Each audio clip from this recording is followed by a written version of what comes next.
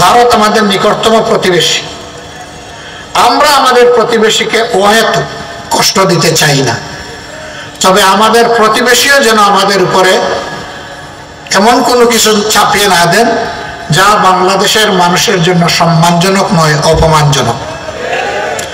যদি এরকম তারা কিছু করেন, দেশের স্বার্থে আমরা সেদিন ভূমিকা পালন করতে কারোর চোখের দিকে তাকাবো না। পঞ্চগড় এখন কৃষিজ উৎপাদনে বাংলাদেশের একটা শীর্ষস্থানীয় জেলা। সকালবেলা অথবা বিকালবেলা কেউ যদি পঞ্চগড় শহরে ঢুকে, দেখবে সারি সারি ভারী যানবাহন সেগুলা সবজি তরকারি লোড করে যাওয়ার অপেক্ষায় আছে।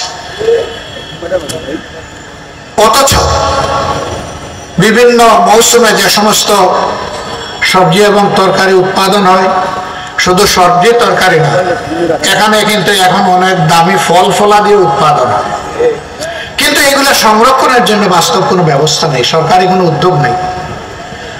এগুলো সংরক্ষণ করলে কৃষি তার ন্যায্য পাওনাটা পেত কৃষক, আর জনগণ ন্যায্য মূল্যে এই জিনিসগুলো পেয়ে যেত সারা বছর। আমি দাবি করব এইখানে একটা কৃষি বিশ্ববিদ্যালয় চালু করা, পঞ্চগড়বাসীর জন্য এটি হবে সবচাইতে উপকারী। সাধারণ শিক্ষায় শিক্ষিত হয়ে বেকারের মালা গলায় নিয়ে ঘোরার চাইতে একজন কৃষিবিদ 1 সেকেন্ডের জন্য কখনো বেকার থাকে না। আমরা সেই রকম একটা শিক্ষার বন্দোবস্ত এখানে করার জন্য জোর দাবি জানাই।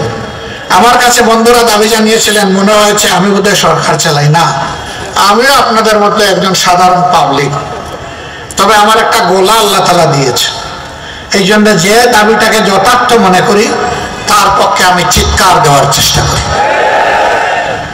আপনাদের এই দাবির সাথে আমি একমত। এই দাবি এই সরকার কতটা পালন করতে পারবে আল্লাহ ভালো জানে, কিন্তু আপনাদেরকে কথা দিচ্ছি, এদেশের ইসলাম প্রিয় দেশপ্রেমিক জনগণের নেতৃত্বে যদি সরকার গঠন হয়, তাহলে আপনাদের দাবি হবে আমার দাবি, এবং দাবি আর উত্থাপন করতে হবে না। বরঞ্চ ওই ভাই পরিতোষকে জিজ্ঞেস করলাম, ওই দায়িত্ব নেওয়ার পর প্রতি মাসে কি তারা তোমাদের কোনো খোঁজ নেয়? বললো জি না। আমি বললাম তারা কি কিছু করেছিলেন? বলে হ্যাঁ করেছেন। তারা কি করেছেন? যে ওর জন্য জামা কাপড় মাঝে মধ্যে দিয়েছে। তো জামা কাপড় দিলে খাবে কি? তার পড়ালেখার যোগান কে দিবে? আলহামদুলিল্লাহ আজকে আবার তাকে একটু কোলে নেওয়ার সুযোগ হলো। এই দীপু যতদিন পর্যন্ত প্রাপ্তবয়স্ক না হবে তার লেখাপড়া চলবে। আমরা এই পরিবারের সাথে প্রতি মাসের 1 তারিখে এসে হাজির হব ইনশাআল্লাহ। এটা চলতে থাকবে ইনশাআল্লাহ। আমরা এখানে দেখবো না তার মা বাপ কোন ধর্মের মানুষ ছিলেন, আমরা দেখব তার মানুষ ছিলেন। আমরা মানবতাকে টুকরা টুকরা করতে চাই না। আমরা ছোট্ট একটি দেশ, বিপুল সংখ্যক মানুষ, এই সবগুলা মানুষ আমরা মিলেমিশে থাকতে চাই, চলতে চাই। এর মাঝেই আমাদের গর্ব, এর মাঝেই আমাদের সৌন্দর্য, এর মাঝেই আমাদের শান্তি নিহত। আমরা এই বার্তা সারা বাংলাদেশের সমস্ত জনগণকে দিয়ে চলেছি। এখানে একটা কথা একেবারেই সাফ, এই কথাটি হচ্ছে আমরা এই দেশে কোনো মেজরিটি এবং মাইনরিটি মানি না। আমি আস্তে আস্তে রতন বাবুর বক্তব্য শুনছিলাম, তিনি বলেছিলেন আমি সংখ্যালঘু সম্প্রদায়ের একজন মানুষ। এই কথা আর বলবেন না। কিসের সংখ্যালঘু আর কিসের সংখ্যাগুরু? এই দেশে যেই জন্ম নিছে সেই দেশের গর্বিত নাগরিক। আমরা নাগরিকদেরকে কোনো ভাগ বাটোয়ারা ধর্ম কিংবা দলের ভিত্তিতে করার পক্ষে নয়। এই বদ হাসরত ছিল পতিতের পতিত স্বৈরাচারের। তারা এই জাতিকে ভেঙে টুকরা টুকরা করে মুখামুখি লাগিয়ে রেখেছিল। যে দেশের জনগণ ঐক্যবদ্ধ থাকতে পারে না, সে দেশের মানুষ মাথা সোজা করে সম্মানের সাথে বিশ্বের দরবারে দাঁড়াতেও পারে না। স্বাধীনতার 54 বছর গেল, আর কত বছর এরকম আমাদেরকে টুকরা টুকরা করে রাখা হবে? আমাদের স্পষ্ট ঘোষণা, আমরা কোনো মেজরিটি এবং মাইনরিটি মানি না, আমরা সবাই মিলে ইউনিটি। একটাই জাতি আমরা, আমাদের পরিচয় আমরা বাংলাদেশি। হ্যাঁ, তারপরে অবশ্যই আমার পরিচয় থাকবে আমি একজন মুসলমান, তিনি একজন হিন্দু, তিনি একজন বৌদ্ধ, হয়তো আরেকজন খ্রিস্টান। এই 4 ধর্মের বাইরে বাংলাদেশে অন্য কোনো ধর্মের লোক নেই। কিছু লোক থাকতে পারে যারা কোনো ধর্মেই বিশ্বাস করে না, তাদেরকে মানুষ এইটিস্ট বা নাস্তিক হিসাবে চিনে। যাই হোক, আমরা সবাইকে নিয়ে চলার পক্ষে, কিন্তু এটাও সত্য যে কেউ যেন কারো ধর্মীয় আবেগে খুচাখুচি না করেন, সুরসুরি না দেন। এটা আমরা একেবারেই ঘৃণা করি, পছন্দ করি না। এরকম যদি কোথাও কোনো কিছু ঘটে, আমরা বলবো যে সম্প্রদায়ের মানুষ এটা করবে, প্রথম ওই সম্প্রদায়ের মানুষরা ওরে থামিয়ে দেবে। সম্প্রতি আমরা দেখেছি এরকম একটা ঘটনা ঘটেছে পটুয়াখালীতে। ঘটার পরে আমার হিন্দু সম্প্রদায়ের বন্ধুরা ওই ছেলেকে নিয়ে সমস্ত মানুষের সামনে হাজির হয়েছে।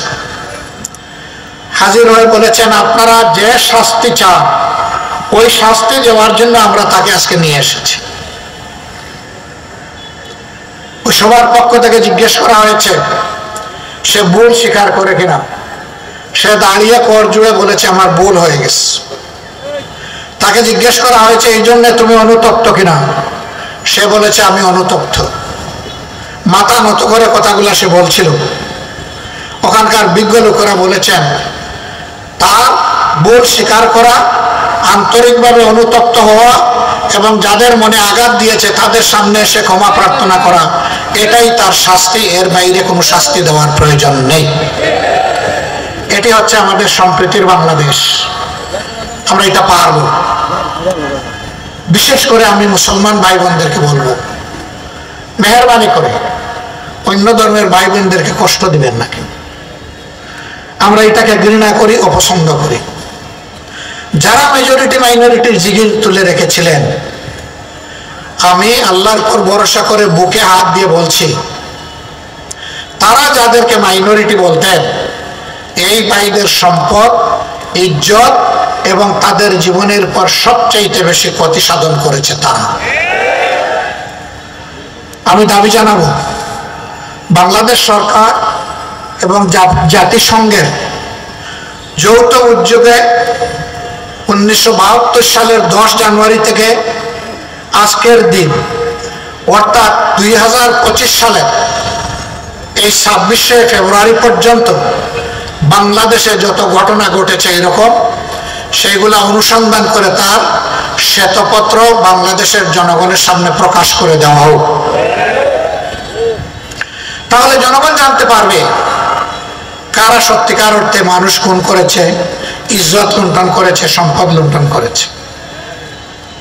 সম্মানিত বন্ধুগণ,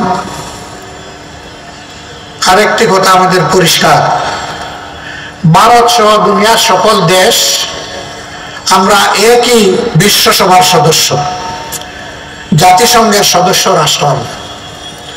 ভারত আমাদের নিকটতম প্রতিবেশী। আমরা আমাদের প্রতিবেশীকে অহেতুক কষ্ট দিতে চাই না, তবে আমাদের প্রতিবেশীও যেন আমাদের উপরে এমন কোনো কিছু চাপিয়ে না দেন যা বাংলাদেশের মানুষের জন্য সম্মানজনক নয়, অপমানজনক। যদি এরকম তারা কিছু করেন, দেশের স্বার্থে আমরা সেদিন ভূমিকা পালন করতে কারোর চোখের দিকে তাকাবো না। আমরা বিবেকের দিকে তাকিয়ে বিবেকের দায়বদ্ধতা থেকে আমরা আমাদের দায়িত্ব পালন করতে বাধ্য হব। পঞ্চগড়ের ন্যায্য কতগুলো দাবি ইতিমধ্যে উত্থাপিত হয়েছে। সদর হাসপাতালকে 100 থেকে 250 বেডে উন্নীত করা, একটি বিশ্ববিদ্যালয় কায়েমের দাবি, চীন এবং বাংলাদেশের যৌথ উদ্যোগে একটা বেসরকারি মেডিকেল কলেজ এখানে নির্মাণ কার্যক্রম শুরু হয়েছিল, অদৃশ্য হাতের ইশারায় বন্ধ হয়ে গেছে।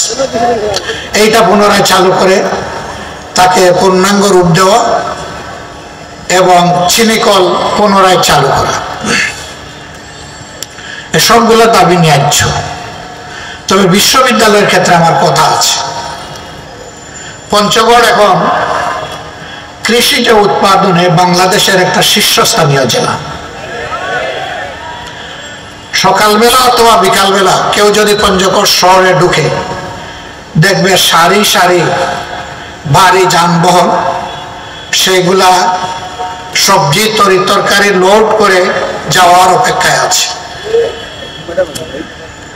অথচ বিভিন্ন মৌসুমে যে সমস্ত সবজি এবং তরকারি উৎপাদন হয়, শুধু সবজি তরকারি না, এখানে কিন্তু এখন অনেক দামি ফল ফলাদি উৎপাদন হয়, কিন্তু এগুলো সংরক্ষণের জন্য বাস্তব কোনো ব্যবস্থা নেই, সরকারি কোনো উদ্যোগ নেই। এগুলো সংরক্ষণ করলে কৃষি তার ন্যায্য পাওনাটা পেত কৃষক, আর জনগণ ন্যায্য মূল্যে এই জিনিসগুলো পেয়ে যেত সারা বছর। আমি দাবি করব এইখানে একটা কৃষি বিশ্ববিদ্যালয় চালু করা, পঞ্চগড়বাসীর জন্য এটি হবে সবচাইতে উপকারী। সাধারণ শিক্ষায় শিক্ষিত হয়ে বেকারের মালা গলায় নিয়ে ঘোরার চাইতে একজন কৃষিবিদ 1 সেকেন্ডের জন্য কখনো বেকার থাকে না।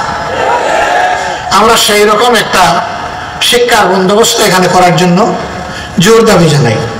আমার কাছে বন্ধুরা দাবি জানিয়েছিলেন, মনে হয়েছে আমি বোধহয় সরকার চালাই না, আমিও আপনাদের মতো একজন সাধারণ পাবলিক, তবে আমার একটা গোলা আল্লাহ তাআলা দিয়েছে, এই জন্য যে দাবিটাকে যথার্থ মনে করি তার পক্ষে আমি চিৎকার দেওয়ার চেষ্টা করি। আপনাদের এই দাবির সাথে আমি একমত। এই দাবি এই সরকার কতটা পালন করতে পারবে আল্লাহ ভালো জানে, কিন্তু আপনাদেরকে কথা দিচ্ছি, এদেশের ইসলাম প্রিয় দেশপ্রেমিক জনগণের নেতৃত্বে যদি সরকার গঠন হয়, তাহলে আপনাদের দাবি হবে আমার দাবি, এবং দাবি আর উত্থাপন করতে হবে না, বরঞ্চ বৈষম্যহীন বাংলাদেশে যে এলাকা বঞ্চিত সেই এলাকা সবার আগে তার পাওনা ফেরত পাবে ইনশাআল্লাহ, আর যে এলাকা পেয়ে গেছে তারাও বঞ্চিত হবে না, তারা পাবে তাদের ন্যায্য হিস্সা। কিন্তু আগে দেখা হবে বঞ্চিত এলাকাকে। আমি পঞ্চগড়কে এমনই একটা বঞ্চিত এলাকা মনে করি। বলছিলাম আজকের আমার আশাটা কিছুটা ইমোশনাল, ওই দীপুর কারণে, দীপুর মতো সে যারা মা বাপ হারিয়েছে তাদের কারণে। আমি তাদেরকে কথা দিয়েছিলাম পঞ্চগড়ে আসলে আমি তোমাদের সামনে হাজির হব, তোমাদেরকে দেখার চেষ্টা করব। জেলে ছিলাম, এই ঘটনার পরেই সরকার আমাকে মেহরবানি করে রাষ্ট্রীয় অতিথিশালায় পাঠিয়ে দিয়েছিল। 15 মাস জেলে ছিলাম, আমি এর ভিতরে আসতে পারিনি। জেল থেকে মুক্তি হয়ে 1.5 মাসের ভিতরে আমার সর্বপ্রথম সফর ছিল পঞ্চগড়ে, এবং সর্বপ্রথম আমি এই ভাই বোনদের সামনে এসে হাজির হয়েছিলাম। আমি এদেরকে বলেছিলাম, এটি আমার মুখের কথা নয়, তোমাদেরকে পরিবারের সদস্য হিসেবে ধারণ করলাম, যতদিন বেঁচে থাকি সেই ফিলিংস নিয়ে আমি বেঁচে থাকবো ইনশাআল্লাহ। আজকে তারা যারা এখানে হাজির আছেন তাদেরকে একই বার্তা দিয়ে যাচ্ছি, আমরা বাংলাদেশকে একটা মানবিক বাংলাদেশ হিসাবে গড়ে তুলতে চাই। আমরা বাংলাদেশকে আর গডফাদারদের বাংলাদেশ দেখতে চাই না, গড মাদারদের বাংলাদেশও দেখতে চাই না, মাফিয়া তন্ত্রের বাংলাদেশ দেখতে চাই না, ফ্যাসিবাদের বাংলাদেশ দেখতে চাই না। 2006 সালের 28 অক্টোবর থেকে 2024 সালের 5 আগস্ট পর্যন্ত ফ্যাসিবাদীদের হাতে যারা জীবন দিয়েছেন, আমি তাদের সকলের প্রতি গভীর শ্রদ্ধা জ্ঞাপন করছি। সম্মানিত ভাইরা, আপনারা জানেন, বিশেষ করে 24 আন্দোলনে যারা জীবন দিয়েছেন, আমি এবং আমাদের প্রিয় দল প্রত্যেকটি শহীদ পরিবারে গিয়ে আমরা হাজির হয়েছি, তাদেরকে সান্ত্বনা দিয়েছি, তাদের জন্য দোয়া করেছি, তাদের কাছ থেকে দোয়া চেয়েছি। এরপরে যারা আহত পঙ্গু হয়েছিল, আমরা এখন তাদের দুয়ারে দুয়ারে ঘুরি। এ সংখ্যাটা বিশাল, 34,000। এই মানুষগুলোর সবার দুঃখ দূর করতে পারবো না, কিন্তু আমরা তাদেরকে বার্তা দিতে চাই, এই বেদনায় কতটুকু তোমাদের নয়, তোমরা জাতির গর্বিত সন্তান, তোমরা জাতীয় বীর, আমরা আছি তোমাদের সাথে, এবং আজীবন আমরা তোমাদের কাছে কৃতজ্ঞ। আমি যুবক ভাইদেরকে বার্তা দিতে চাই, আগামী দিনের বৈষম্যহীন, দুর্নীতি দুঃশাসন মুক্ত মানবিক বাংলাদেশ গড়ার জন্য তোমাদেরকে আরেকবার গর্জন করতে হবে, জেগে উঠতে হবে। আমিও তোমাদের সাথে থাকবো ইনশাল্লাহ। এখন বলবো, আপনি বললেন যুবকদেরকে, আপনার তো আপাদমস্তক সব সাদা দেখতেছি, নো প্রবলেম। আমার বাহ্যিক কালার সাদা হয়েছে, বুকের ভিতরের কালার আমার তরুণ আলহামদুলিল্লাহ। এবং সেই মানুষের মুক্তির মিছিলে আমি পিছনে থাকবো না ইনশাল্লাহ, আমি তোমাদের সামনে থাকবো। আমাদেরকে কেউ কেউ মাঝে মাঝে এখনো ভয় দেখান, ধিক্কার জানায়। তারা বলেন এই হলে ওই হলে আবার আপনাদের ফাঁসি হয়ে যাবে। আরে ভাই, কারে ফাঁসির ভয় দেখান? যারা শহীদ হওয়ার জন্য উন্মুখ, যারা পাগল, তাদেরকে ফাঁসির ভয় দেখান। এই ভয় করলে আমাদের নেতৃবৃন্দকে ফাঁসির কাস্টে দাঁড়াতে হতো না, পাতাটনের উপর দাঁড়াতে হতো না, এবং ফাঁসির রশি গলায় নিতে হতো না। তারা আস্তে আস্তে ফাঁসির মঞ্চে নিয়েছে। সুতরাং আমাদেরকে ভাই ভয় দেখাবেন না কেউ। এই ভয়কে আল্লাহ যেন চিরদিন জয় করার তৌফিক আমাদেরকে দান করে। আমরা ছাত্রছাত্রীদেরকে বলি, আল্লাহ যদি এই দেশ পরিচালনার দায়িত্ব আমাদের হাতে দেন, আমরা তোমাদেরকে এমন শিক্ষায় গড়ে তোলার চেষ্টা করব যেখানে তোমরা সৃষ্টিকর্তা আল্লাহকে ভয় করবে এবং দুনিয়া শ্রেষ্ঠ কারিগরের হাত নিয়ে শিক্ষা প্রতিষ্ঠান থেকে বের হবে। একদিনের জন্য বেকারত্বের অভিশাপের বোঝা তোমাদেরকে বহন করতে হবে না। শিক্ষার সার্টিফিকেট আসবে হাতে, সেই সাথে কাজেরও অফার লেটার আসবে তোমার হাতে। এরকম একটা দেশ করতে চাই। মা বোনদেরকে বলতে চাই, সমাজের উন্নয়নে সব জায়গায় ইনশাআল্লাহ গর্বের সাথে আপনারাও ভূমিকা রাখবেন। সাথে যে দুইটা এখন জিনিস এখন পান না, সেই দুইটা জিনিসও পাবেন। একটি হচ্ছে মর্যাদা, আর একটি হচ্ছে নিরাপত্তা। এই মর্যাদা এবং নিরাপত্তার সাথে আপনারা দেশের উন্নয়নে অবদান রাখবেন ইনশাআল্লাহ। আসুন বাংলাদেশটাকে এমনভাবে আমরা গড়ে তুলি যে দীর্ঘ 54 বৎসরে যত জঞ্জাল সবগুলা শেষ করে দিয়ে আমরা যেন এমন একটি বাংলাদেশের নাগরিক হতে পারি, দেশে কিংবা প্রবাসে সর্বত্র বলতে পারি আমি গর্বিত, আমি বাংলাদেশের নাগরিক। পঞ্চগড়বাসীর প্রতি আমার অনুরোধ, বাংলাদেশ জামাত ইসলামীকে যতক্ষণ ন্যায়ের উপর, মানবতার কল্যাণের উপর, সত্যের উপর দেখবেন, আমরা আপনাদের একটু ভালোবাসার কাঙ্গাল, একটু ভালোবাসা কি আপনাদের কাছে আশা করতে পারি? বড় দুর্বল কথা বললেন আপনারা। আমরা কি আশা করতে পারি? আলহামদুলিল্লাহ। ভালোবাসাই যখন দিবেন, তখন একটু সমর্থন, একটু সহযোগিতা তো আপনাদের লাগবে। আপনাদেরকে আমরা পাশে চাইবো দেশ করার কাজে, আপনাদেরকে সাথে চাইবো দেশ করার কাজে, এবং আপনাদের বুকের বিছানায় একটু জায়গা চাইবো আমরা। ওই জায়গাটা পেয়ে গেলে আমরা কথা দিচ্ছি ইনশাআল্লাহ মানবিক বাংলাদেশ আপনাদেরকেই সাথে নিয়ে আমরা গড়ে তুলব। আল্লাহ আমাদের সহায় হোক। আল্লাহ হাফিজ। বাংলাদেশ জিন্দাবাদ। বাংলাদেশ জামাত ইসলামী জিন্দাবাদ। আসসালামু আলাইকুম ওয়া রাহমাতুল্লাহি ওয়া বারাকাতুহু। লিল্লাহি